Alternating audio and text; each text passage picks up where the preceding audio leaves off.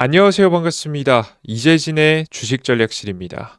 오늘 주식전략실에서 준비한 주제는 한국 증시 드디어 드러난 진짜 위기에 대한 내용입니다. 제가 지난 2주 전에 이미 한 번 말씀해 드린 적이 있었죠. 1월달 주식시장은 상방의 모습을 보일 가능성이 꽤나 높지만 그 와중에 우리가 분할 매도를 진행하는 게 좋다라고 설명드렸습니다. 왜? 1월 초에 등장했었던 유동성 문제가 동일하게 발견되었고 이게 1월 달 말에 다시 돌아올 가능성이 높다라고 설명을 해드렸죠. 그래서 우리는 분할 매도로 대응하는 것이 가장 유효하다라는 이야기를 여러분께 전달해 드린 바 있습니다. 자, 그런데 이 문제가 최근 들어서 다시 한번 부각이 되기 시작했습니다. 그럼 우리가 어떻게 대응을 하셔야 되는지 여러분들께 명확하게 설명드려 보도록 할 테니까요. 영상 시청하시면서 대응하시는데 도움이 되셨으면 좋겠고요. 여러분들께서 이런 시장에 대한 대응 영상이 주기적으로 필요하다라고 하시는 분들은 댓글창에 필요합니다 혹은 원합니다 라고 적어주시면 해당 내용 댓글 많이 달리면 또 계속해서 매주 여러분들께 대응 영상 준비해 보도록 할 테니까요. 매번 잘 시청해 주시면 좋을 것 같습니다. 자, 그럼 본격적으로 오늘의 이야기 진행해 보겠습니다. 일단 여러분들께 결론적으로 말씀드리면 저는 현재 트럼프 악재 최근 떨어지고 있는 증시는 1차 매수의 기회라고 보고 있고요. 그리고 2월 초 추가 매수를 준비해야 된다라고 보고 있습니다. 한 번에 사는 게 아니라 여기서 50% 들고 있는 현금에 여기서 50%를 나눠서 사야 된다라고 좀 생각이 듭니다. 명확한 이유를 설명드려 보도록 할게요. 일단 트럼프의 악재에 왜 1차 매수를 해야 되는지입니다. 이유는 정치적 악재 때문입니다. 지금 현재 증시가 조정받는 이유는요, 아직까지는 정치적 악재 때문입니다. 트럼프가 그린란드에 군인을 투입한 국가를 대상으로 해서 2주 뒤부터 10% 관세를 때리기로 했고요. 6월까지 해결이 안 되면 25% 관세를 추가적으로 부과하기로 했습니다. 이렇게 되면 자연스럽게 유럽하고 척을 지는 구조가 나오게 되죠. 유럽은 반발하면서 유럽이 보유한 미국 자산의 12조 6천억 달러를 매각하겠다고 협박을 시작했습니다. 이게 대략적으로 얼마냐면 12조 감이 안 오죠. 12조 6천억 12조 6천억 달러면 1경 8,608조 가량입니다. 그냥 어마무시한 자금이죠. 실제 이걸 싹 다 갖다 내다 팔 가능성은 꽤나 낮습니다만은 한 번에 팔지는 않겠죠. 하지만 유럽하고 이 미국의 갈등이 까딱 잘못해서 장기화되면서 길어지게 되면은 상당히 장기간 동안 유럽이 최소 못해도 이 미국의 채권을 사주지 않는 상황이 만들어질 수 있고 그로 인해서 유동성 문제가 또 만들어질 수 있겠죠. 미국 채권 시장은 그래서 반응하기 시작했습니다. 강력한 매수를 해주던 주체 하나가 사라지게 되다 보니까 자연스럽게 자금은 지금 현재 채권 시장을 떠나고 있습니다. 실시간 채권 금리입니다. 미국의 30년 채권 금리인데요. 금리가 올라간다는 소리는 뭔 소리냐면 다른 많은 사람들이 투자자들이 미국의 채권을 팔고 있다는 소리입니다. 팔고 어디로 이동하고 있냐라고 봤더니 가장 안전한 안전 자산인 금으로 현재 몰리면서 금이 신고가를 뚫으며 올라가고 있는 모습을 직접 확인하실 수가 있습니다. 확실히 뚫고 나가는 모습이죠. 자, 근데 여기서 중요한 점은 뭐냐면 결국 이 악재 자체도요 굉장히 정치적인 악재라는 거예요. 지금 눈앞엔 되게 심각해 보이고 되게 어려워 보이고 되게 막 엄청 큰 문제를 야기할 것 같지만 앞서 설명드렸던 대로 함부로 돈을 팔 수 없습니다. 절대 팔 수 없어요. 이건 뭐 갖다 판다고 하는데 누가 사줍니까, 여러분들? 한 번에 내놓을 수도 없고요. 추가적인 미국의 채권 매입을 안 하는 게 고작이다라고 보시면 될 것 같아요. 팔아도 일부 팔 가능성이 있겠죠. 그 정도가 최선이라고 보시면 될 것 같고요. 실제 그리고 진짜 문제가 터지면 항상 설명드리지만 뭐 금융위기급 2023년도 그 바이러스급 진짜 경제에 큰 문제가 생기는 악재는 항상 금은 급락하는 추세였습니다. 하락하는 추세를 보여줬습니다. 항상 하락했어요. 그죠? 보이시죠? 항상 2008년도에도 그랬고요. 리머브라더스 사태, 2020년도 그 사건에도 그랬고 전체적인 방향성은 항상 금 가격은 지금 이제 유동성이 풀리기 전까지는 계속 하락하는 모습들을 보여줬기 때문에 진짜 위기, 지금 현재는 금 가격이 신고가를 치고 있다는 얘기는 적어도 지금 현재 상황이 최악의 상황은 아니라는 겁니다. 그러니까 우리가 정말 걱정하는 경제 체제가 전체적으로 무너지면서 유럽도 경제가 망하고 미국도 경제가 망하면서 장기 경기 침체에 들어가는 이런 말도 안 되는 상황은 나오지 않을 가능성이 높다는 거죠. 지금까지 아직까지는 지표상 그렇습니다. 그래서 여러분들께서 현재 상황은 어떨 때와 가장 비슷하다고 보면 되냐면 직전에 트럼프 정권이 2005년도 작년이죠. 2005년도 당시 관세로 장난질 치면서 시장이 급락했었잖아요. 그때와 굳이 따지면 가장 비슷하다라고 보시면 될 것 같습니다. 진짜 최악의 상황이 오더라도 이 정도 상황 정도예요. 그럼 이런 상황에서는 정치적 악재니까 다시 매수해주면 되겠죠. 특히나 트럼프 정부 같은 경우에는 2026년도 지금 이제 말에 11월에 중간 선거를 앞두고 있습니다. 주식시장이 박살이 나면 어쩔 수 없이 지금 지지율이 떨어지는 게 현실입니다. 미국 국민의 80%는 주식시장에 영향을 좀 받기 때문에 자연스럽게 뭐 퇴직연금이든 뭐든 결국 영향을 받아서 주식시장이 무너지면 시장 자체가 무너지면 지지율이 나올 수가 없어요. 물가도 물론 중요하지만 주식시장 자체도 영향을 꽤나 많이 끼칩니다. 그러다 보니까 지금 현재 하락은 오히려 기회로 삼아야 된다. 주식시장을 다시 한번 반등시킬 가능성이 높죠. 예를 들어서 보면 그린란드하고 다시 유럽하고 전쟁에 대한 분위기가 현재 형성이 되고 있죠. 파병하고 뭐 장난질 많이 치고 있는데 화해의 무드를 좀 취할 수도 있겠죠. 그래서 현재 상황은 뭐 단기간에 하면 일주일, 2주일 정도야 좀 강경한 모습을 보여주겠지만 얼추 주식시장이 너무 과도하게 흔들린다 싶고 미국 채권 시장이 너무 과도하게 흔들린다 싶으면 트럼프 입장에서는 물러날 수밖에 없습니다. 마치 과거에 중국하고 무역 전쟁에서 끝장 본 적 했다가 결국에는 화해했던 것처럼요. 비슷한 양상을 보일 가능성이 꽤나 높기 때문에 현재 상황에서는 너무 겁내지 마시고 오히려 분할 매수의 타이밍으로 좀 여겨보는 게 좋다라고 설명해 드리는 겁니다. 이해되셨죠? 자, 그리고 추가적으로 안정되어 있는 미국 채권 시장인데요.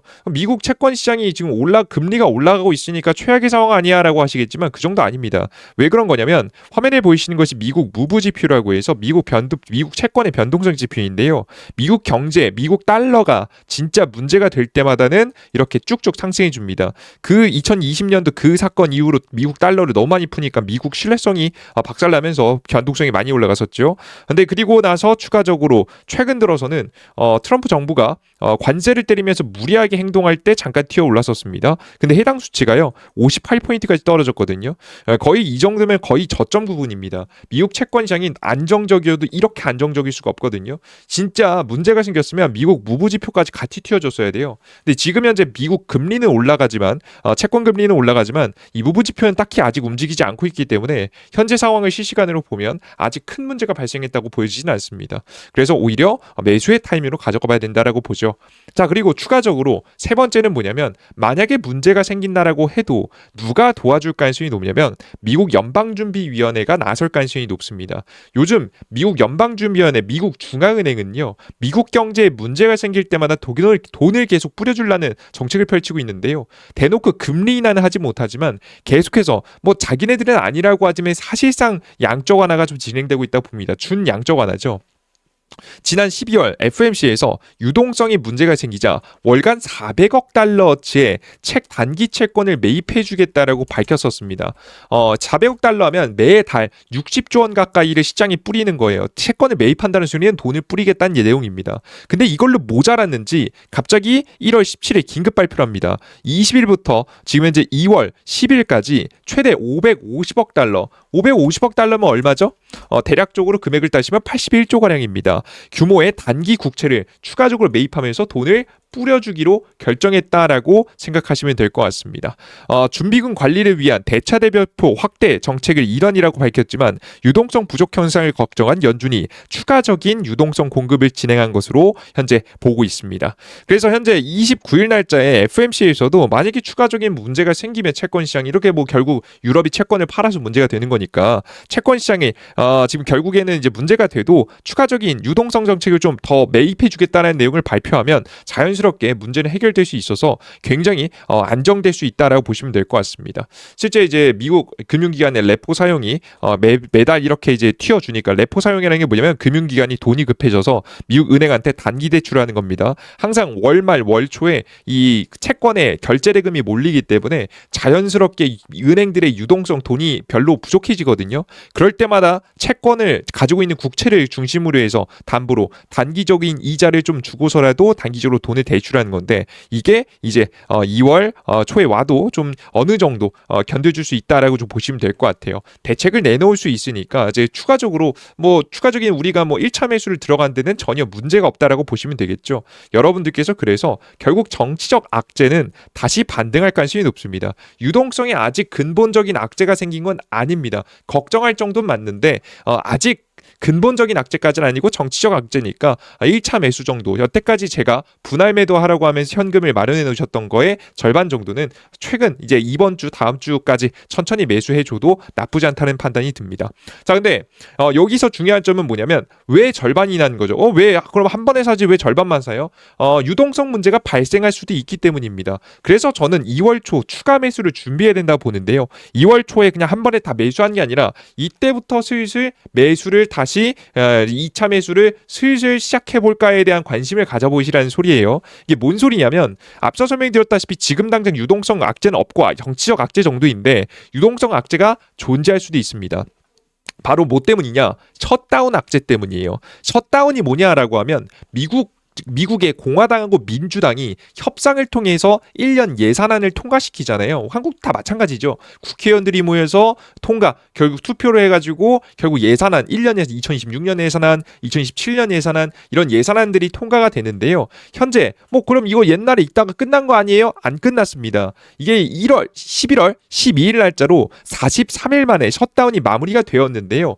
이게 임시로 통과된 거예요. 1월 10일, 30일까지 임시 예산안이었으며 최대 쟁점이었던 건강보험료 보조금 연장 문제가 해결되지 않았기 때문에 또다시 셧다운 가능성이 존재합니다. 이게 정확히 뭐냐면 미국의 중산층에게까지 이거 보조금 줘야 돼? 라는 이야기죠. 근데 생각보다 이게 규모 자체가 상당보다 크단 말이에요. 생각보다 이제 타격이 심한 정도이기 때문에 거의 뭐 몇 천만 원 단위죠. 뭐 지금 이제 뭐 소득에 따라 좀 다르지만 상당히 이제 비싼 지금 이제 보험료가 부과가 되기 때문에 표심에 큰 영향을 끼칩니다. 그래서 민주당은 이들 표심을 얻어올라고 계속 지지를 해주는 거고요. 공화당 측에서는 특히 트럼프 정부 측에서는 이거 너무 과도한 비지출이다라고 하면서 지금 이제 다시 뺏어오려고 좀 하고 있는 거죠. 결국에는 이게 협상이 안 됐기 때문에 다시 한번 1월 말까지 셧다운에 나기 전까지 결국 협상을 해야 됩니다. 근데 아직까지 협상이 됐다라는 이야기가 나오진 않고 있거든요. 그래서 다시 한번 셧다운이 일어나면서 미국 정부가 돈을 쓰지 못하는 상황이 나온다면 직전에 11월 당시하고 비슷한 상황이 만들 수 있죠. 11월 당시에도 셧다운으로 시중에 풀려야 할 정책 자금이 돈이 풀리지 않게 됐습니다. 근데 이제 돈이 뭐 공무원 월급 나가고 정책 자금 나가고 돈이 다 나가야 되는데요. 돈이 안 나가면서 돈맥경화가 생긴 거죠. 돈이 막힌 거예요. 실제 그래서 돈이 그냥 미국 재무 통장에 그냥 그대로 쌓였습니다. 뭐 지금 이제 채권 발행을 계속 하기 때문에 돈이 그대로 쌓이면서 이렇게 좀 애매해지는 상황, 지금 이제 애매해진 상황까지 나왔는데 이게 돈이 이제 계속 쌓여 나가는 거죠. 계속 쌓여 나가다 보니까 결국 1조 달러 수준까지 쌓여 올라갔고요. 유동성이 시장에 풀리지 않으니까 시장의 유동성이 무너지게 되면서 지금 이제 망가졌다라고 보시면 돼요. 그래서 실제 11월 달 증시 자체가 과도하게 흔들린 이유 자체가요. 이때가 다른 게 아닙니다. 돈이 계속 부족해지는 현상이 심화되었고 그러다 보니까 막 이때 당시 AI 거품론이다 뭐다 하면서 과도한 하락 나왔잖아요. 이거 다 유동성 부족해서 그런 거예요. 유동성 부족 현상이 나오자 과도하게 흔들렸다. 근데 이런 현상이 이번에도 지속될 수 있다. 비슷하게 나올 수 있다라고 보시면 되겠죠. 조건은 일단 셧다운이 발생하면 셧다운이 발생한 상태에서 지금 현재 미국 돈맥 경화가 다시 한번 일어나게 되면은 우리가 문제가 발생할 수 있다는 거죠. 자, 이렇게 되면 이제 이렇게 되면 좀 상당히 이제 조심스러운 상황이 나오는 겁니다. 게다가 제가 앞서 설명해 드렸던 내용에서는 좀 긍정적으로 해석도 했었는데요.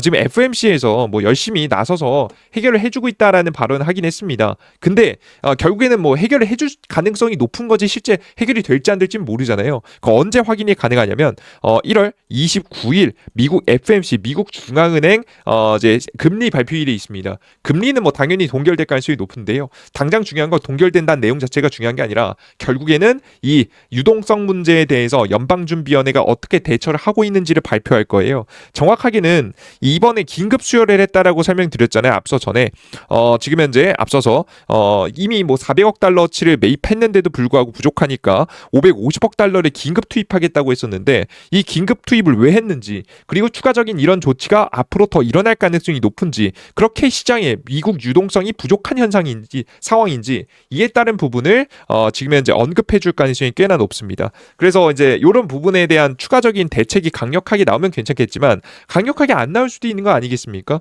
그러면 유동성 문제가 시장에 계속 존재한다라는 걸 시장 투자자들은 인지하게 되고 그러면 전략 매도가 당연히 아니겠지만 비중 매도가 나오면서 시장 분위기가 형성이 안 좋게 분위기가 나올 수 있습니다. 그래서 이런 문제가 앞서 설명드렸던 셧다운하고 겹치면 상당히 곤란해진다는 거죠. 그래서 2월 초부터 시장이 불안한 분위기가 돌기 시작할 가능성이 꽤나 높다라고 생각하시면 될 것 같습니다. 아시겠죠? 여기에다가 한국 증시가 참 문제인데요. 돌아온 한국의 환율 문제입니다. 이게 이제 최근 한국 증시가 좀 기형적이었던 이유가 뭐냐면 한국 증시만 과도하게 많이 상승했었죠. 이유가 뭘까요? 굉장히 간단합니다. 최근 들어 한국의 환율적인 문제가 이 문제가 되죠. 환율이 너무 높았죠. 한국의 환율이 높다는 소리는 환율에 한국의 원화의 가치가 박살났다는 얘기고요. 그러면 요즘 해외여행 못 나가잖아요. 나가면 굉장히 비싸니까. 왜 더 비쌉니까? 우리나라 원화의 가치가 박살나서 지금 이제 다른 국가에 가가지고 돈을 쓸 수가 없어요. 뭐 일본 정도는 가치 떨어져서 괜찮긴 한데 다른 국가에 가면 상당히 곤란할 만큼 하나의 원화의 가치가 많이 하락했습니다.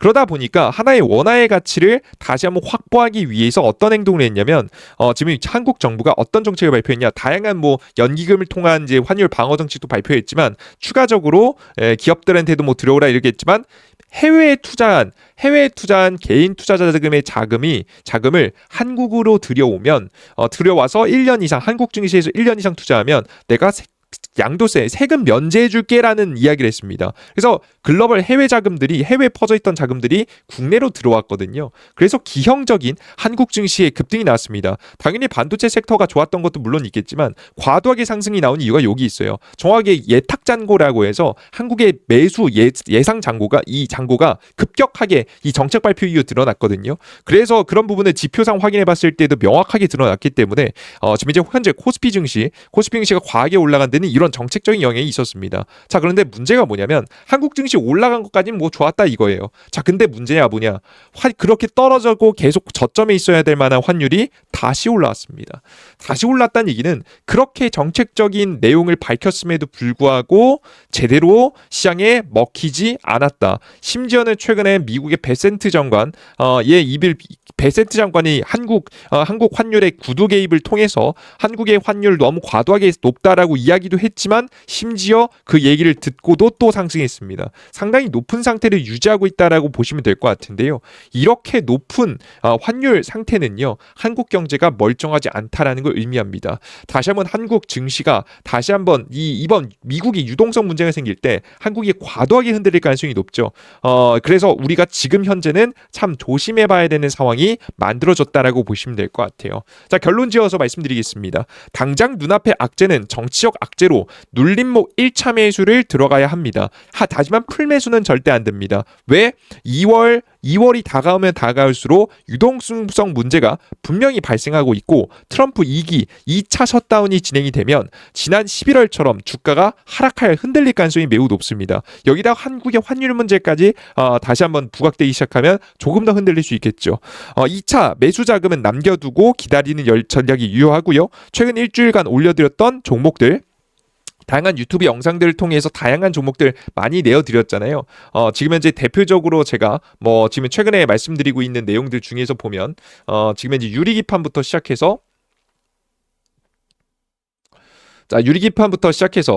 다양한 종목들 많이 내어드렸습니다. 유리기판, 원전, 지금 이제 로봇, 그리고 지금 이제 어제도 로봇 말씀드렸죠. 그리고 지금은 이제 반도체 관련된 종목부터 시작해서 주요 종목들, 바이오까지 싹 다 주요 종목들 너무 비싸서 못 샀던, 너무 좋지만 비싸서 못 샀던 종목들이 있잖아요. 이미 제가 추천드리고 많이 올라갔었던 종목들도 마찬가지입니다. 그런 종목들이 매수 타이밍을 줄 것으로 예상이 되니까 절대 놓치지 마시고 이번 기회는 여러분들께서 제대로 대응하신다고 한다면 좋은 좋은 수익을 좀 볼 수 있다라고 보여지니까 절대 놓치지 마시고 꼭 투자에 활용해 보시는 걸 권장해 드리도록 하겠습니다. 아시겠죠? 좋습니다. 자, 그리고 중요한 게 지금 현 시점에서 이렇다는 건지 지금 현재 실시간 상황에 따라서 좀 상황이 좀 바뀔 수 있거든요. 저는 결국 주요 지표로 객관적인 판단을 전달해 드리고 있습니다. 근데 이런 객관적인 판단은 순간순간 지표 변할 때마다 바로바로 바뀌어야 돼요. 자, 그래서 궁금한 점이 있습니다. 여러분들께서 제가 이 시장과 관련된 이야기는 조금 좀 좋아하시는 분만 좀 좋아하시더라고요. 근데 지금은 상황은 상황이니만큼 전 모두가 보셔야 된다고 좀 생각이 좀 들거든요. 그래서 제가 여러분들께서 나는 이 시장과 관련된 이야기가 정말 계속해서 필요하다라고 하시는 분들이 많다면 댓글로 필요하다라고 많이 남겨주시면 그 내용을 확인하고 정말 댓글이 객관적으로 많이 달리면 그 팔 많이 필요하시구나라고 생각하에 여러분들께 계속해서 후속된 영상을 전달해 드리려 합니다. 여기서 필요하신 분들은 제가 많으면 많을수록 더 주기적으로 여러분들께 영상 전달해 드릴 테니까 꼭 댓글 달아주셨으면 좋겠고요. 자, 후속제는 눌림목자리에서 어떤 종목들을 원하시는지 꼭 확인하셔서 여러분들께서 꼭 알아가시면 좋을 것 같은데 그들 중에서도 전 가장 유력한 종목이 로봇 관련된 종목들이라고 보고 있거든요. 그 종목들 하나씩 찾아보기 어려우신 분들은 제가 로봇 산업 전망 핵심 자료집이라고 만들어놨습니다. 여러분들이 이 핵심 자료집에 좋은 종목들 많이 정리해놨으니까요. 필요하신 분들은 지금부터 자료집 받아갈 수 있는 방법까지 알아가시면 좋을 것 같습니다.